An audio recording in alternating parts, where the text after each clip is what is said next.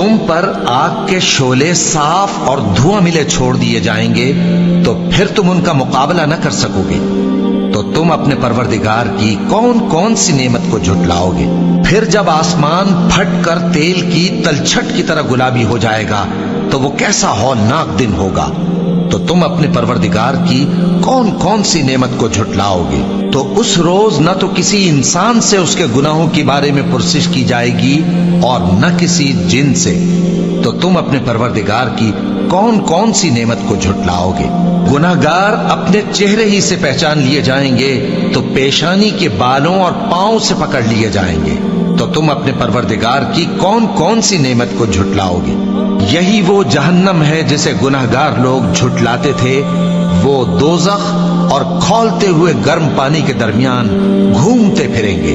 तो तुम अपने परवरदिगार की कौन कौन सी नेमत को झुटलाओगे।